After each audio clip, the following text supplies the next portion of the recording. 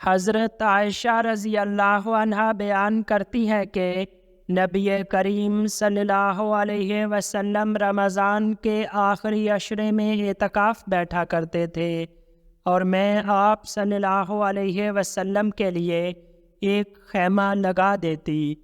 آپ صلی اللہ علیہ وسلم صبح کی نماز پڑھ کر اس میں داخل ہو جاتے۔ ایک دفعہ حضرت حفصہ رضی اللہ عنہا نے حضرت عائشہ رضی اللہ عنہا سے ایک خیمہ لگانے کی اجازت لی، تو انہوں نے ان کو اجازت دے دی۔ چنانچہ حضرت حفصہ رضی اللہ عنہا نے خیمہ لگا لیا۔ جب حضرت زینب بن جحش رضی اللہ عنہا نے دیکھا تو انہوں نے بھی ایک اور خیمہ لگا لیا۔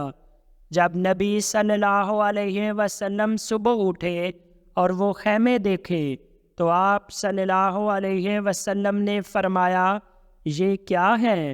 آپ صلی اللہ علیہ وسلم کو بتایا گیا کہ آپ صلی اللہ علیہ وسلم کی ازواج نے یہ خیمے لگائے ہیں۔ تو نبی کریم صلی اللہ علیہ وسلم نے فرمایا، کیا تم سمجھتے ہو کہ یہ فعل انہوں نے نیکی کی غرض سے کیا ہے؟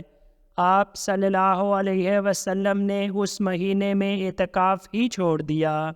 پھر شوال کے 10 دنوں میں آپ صلی اللہ علیہ وسلم معتکف ہوئے۔